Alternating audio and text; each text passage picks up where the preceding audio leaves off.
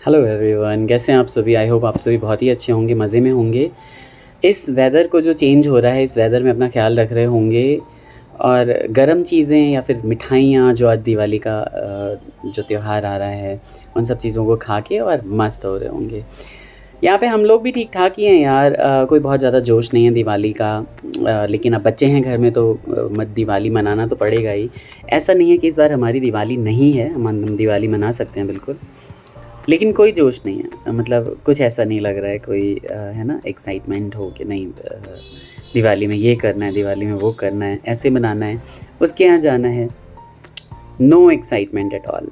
हमारे घर में सारी एक्साइटमेंट ऐसा लगता है ना, सारा जो रुआब था, सारा जो रौनक थी, वो सारा मम्मी के साथ जैसे कि चली ही गई है, इस तरीके से लगता है। हमें खुद बहुत फ़ील होता है, कई बार रोना आता है, कई बार सोचते हैं कि मम्मी आप होते तो ऐसा होता, आपने ये करना था, आपने ऐसा करना था। मैं तो कल भी बहुत रोया ये सोच के कि भाई थप्पा कौन लगाएगा दिवाली पे, है ना। हमारे यहाँ क्या होता है मिथिला में कि चावल के आटे में थोड़ा सा सिंदूर डालते हैं और उससे फिर छापे लगाते हैं हर जगह, जो भी आपकी कीमती चीज़ें होती हैं। बट माँ के जाने के जो कीमती चीज़ें होती हैं, जैसे दरवाजे हो गए, चौखट हो गई, आपकी कोई व्हीकल है या फिर संदूक है, अलमारी है, इस तरह से। बट माँ के जाने के पता चलता है कि सब कुछ कीमती होती है ना, लेकिन माँ से ज़्यादा कीमती कोई चीज़ नहीं होती है। आज थर्सडे है और मैंने सोचा कि 3-4 दिन से, क्योंकि एक तो समय नहीं है, ये नहीं है कि हम दिवाली की सफाई में इतने बिजी हैं या फिर ऐसा कुछ है। थोड़े दिनों पहले दीमक का काम कराया था, उसमें बहुत सारी सफाई वैसे ही हो गई थी। और अब कोई कूड़ा कचरा रखते नहीं है घर में। पहले क्या होता था, जब हम 3 फ्लोर के घर पे रहते थे तो जो भी चीज़ होती थी उसको ये सोच के रख लेते थे कि कल ये यूज़ में आएगा, हालांकि वो दोबारा अगली दिवाली पे ही हम लाते थे, उसको साफ़ करके फिर से रख देते थे। बट इस घर में ऐसा कुछ नहीं है, ज़्यादा जगह नहीं है। जगह तो बहुत सारा है, लेकिन अब इस एक कोई ऐसा कमरा नहीं है जहाँ पे आप उसे स्टोर बना सको और कूड़ा कचरा रखने के लिए, है ना, वो जगह बना सको। तो ऐसी कोई चीज़ है नहीं यहाँ पे इस घर में। तो वही है कि अब क्या करें, मतलब अब हम कैसे आगे मूव ऑन कैसे होएं। लोग सोचते हैं कि हमारा ये हो गया, हमारा वो हो गया, लेकिन हमारा तो बस कुछ नहीं हुआ है यार। मम्मी को 2010 में ही डॉक्टर ने बोल दिया था कि वो 4 महीने से 4 साल मैक्सिमम, है ना, इतना सर्वाइव कर पाएंगी, क्योंकि उन्हें NSIP था, लंग से रिलेटेड एक नॉन स्पेसिफिक डिसीज़ थी, जिससे कि जिसकी वजह से उनको स्टेरॉइड्स पे रखा गया था। और स्टेरॉइड्स की वजह से उनके हार्ट उनका हार्ट और उनके हार्ट के पार्ट्स जो हैं वो एनलार्ज हो गए थे। डॉक्टर्स को दिखाने की कोई कमी नहीं छोड़ी थी, ऑल इंडिया से लेके प्राइवेट डॉक्टर तक। बट उनका कोई ट्रीटमेंट था नहीं। एक यही ट्रीटमेंट थी कि आप लंग्स ट्रांसप्लांट करवा लो और US चले जाओ और वहाँ से वापस मत आना फिर ट्रांसप्लांट के बाद। तो इस तरह की चीज़ें, इस तरह की शर्तें थी। बट भगवान ने जितना भी टाइम दिया मम्मी के साथ, लेकिन एक अनाथ की तरह ना हमारा घर हो गया है आज की डेट में। पता ही नहीं चलता है कब सुबह हो गई, कब शाम हो गई। एक टाइम था जब रात को सोते वक्त जाते थे, मम्मी सो गई या नहीं सो गई देखने। मेरा तो रूटीन ही था कि पर्दा खोलूं और झांकूं। मम्मी के जाने के बाद तो कई महीने तक मैंने उस कमरे की तरफ देखा भी नहीं था। सुबह उठूं, मम्मी राधे राधे कैसे हो आप। और अब ये दिवाली आ रही है तो सबकी जीवन में खुशियाँ लाए, दिवाली हमारे जीवन में भी खुशियाँ लाए। लेकिन जो खुशी चली गई है जीवन से, पता नहीं कब हम इन चीज़ों से ना उबर पाएंगे, कब हम इन चीज़ों से आगे कैरी ऑन हो पाएंगे। क्योंकि बड़ा ही अफसोस है मम्मी आपके जाने का। हमेशा यही कहता रहता हूँ कि क्यों चली गई आप, क्यों चली गई। हार्ट अटैक आ गया भाई लोगों, ऐसा मेजर हार्ट अटैक था। हम लोगों ने CPR इतना दिया लेकिन कोई फ़र्क नहीं पड़ा। बट वही है कि जिसकी जितनी सांसें लिखी हुई होती हैं उतना ही वो जीता है।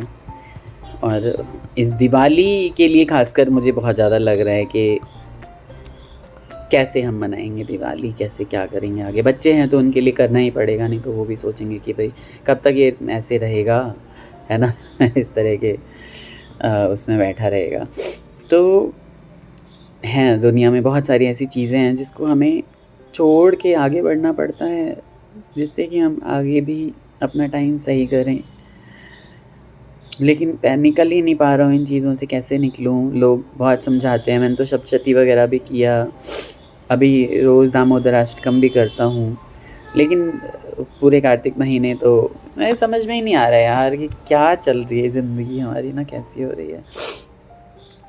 शुभी मम्मी को शायद पता चल ही गया था, तभी उन्होंने मुझे बताया था 17 जून की रात को, जुलाई की रात को, कि मैं नहीं जीऊँगी बेटा ज़्यादा दिन। बहुत पूरी रात हमने बातें की थी, बहुत सारी सीक्रेट्स मम्मी ने बताई थी, बहुत सारी चीज़ें शेयर की थी।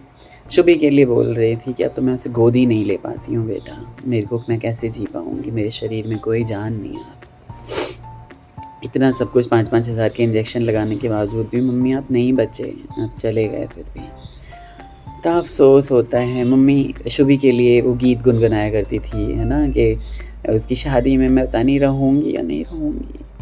हम कहते थे मम्मी क्यों नहीं रहोगे आप, और चली गई। समदाउन होता है ना, जे मैथिल लोग छे तिनका पता है तेन वो समदाउन जे छे, जे सीताजी ला जे गायल जाय छे, है ना। अब बेटी सब जे विदा होय छथिन त हुनका ला गायल जाय छे, बड़ रे जतन स हम सिया धिया पुसलौं, है ना, ऐसे गाती थी। बड़ रे जतन स हम सिया धिया पुसलौं, सिया धिया पुसलौं, ओहो से हो धिया रामा लेने जाय, आगे आगे रामचंद्र पीछे पीछे डोलिया, पाछू पाछू, मिथिला में तो पाछू बोलते हैं ना,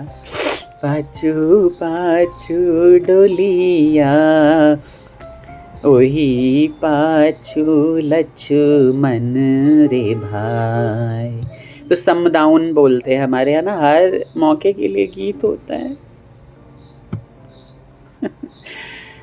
कौन हमारे गीत घर में गीत गाएगा। अब तो ये सब चलन ही एकदम वो हो रहे हैं ना, एकदम ख़त्म हो रहे हैं। कोई जो नवयुवती आती है शादी करके, भैया लोकगीत तो नहीं आते हैं उनको।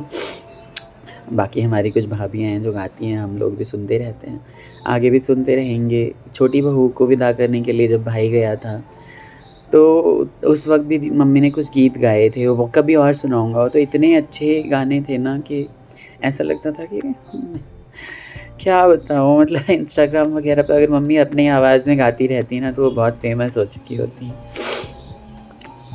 तो आप लोग क्या कर रहे हैं दिवाली में, बताइएगा। किस तरीके से दिवाली मन रही है। मुझे आशीर्वाद दीजिए, बच्चों को मेरे आशीर्वाद दीजिए, हमारे परिवार को आशीर्वाद दीजिए कि ना इन सब चीज़ों से थोड़ा सा हम बाहर आएँ। थोड़ा पता है ये तो जन्म मरण का चक्कर है, सबको जाना ही है, कौन यहाँ पे आया है रहने के लिए। अगले किसी व्लॉग में ना मैं कर्मा की कथा भी सुनाऊंगा आपको कि कर्म क्या होते हैं और किस तरीके से वो आपके आगे आते हैं। मेरी मम्मी के कर्म बहुत अच्छे थे, बहुत छोटी उम्र थी उनकी, वो कोई वृद्ध बुजुर्ग नहीं हुई थी। मेरी बहन की शादी जल्दी हो गई थी, मुन्नू की भी शादी जल्दी हो गई। 22-23 साल में कौन शादी करता है। तो उस हिसाब से फिर नतनी भी हमारी, कुहू भी जल्दी हो गई। तो इस करके वो 4 जनरेशन्स एक साथ आ गई थी। अदरवाइज़ मेरी मम्मी की कोई एज नहीं थी, मेरी मम्मी के बाल नहीं पके थे। मुझे तो इसी बात का बहुत अफ़सोस है कि आपके बाल भी सफ़ेद नहीं हुए थे मम्मी। अभी तो बाल भी अभी तक काले थे, आपको जाने की क्या ज़रूरत थी। लेकिन हमारा वक्त ख़राब था, हमारी माँ हमसे छीन ली गई। और ये एहसास बहुत बुरा होता है कि आपका जो सबसे प्यारा है दुनिया में वो आपके साथ नहीं है। जब आप सेलिब्रेट कर रहे होते हो, जब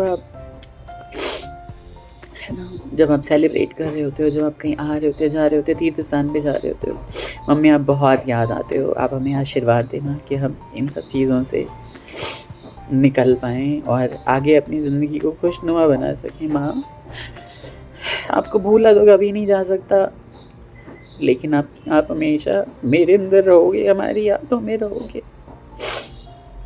आप लोग भी अपना ख्याल रखें और कैसे दिवाली मना रहे हैं ज़रूर बताइएगा। ठीक है, बाय बाय, राधे राधे।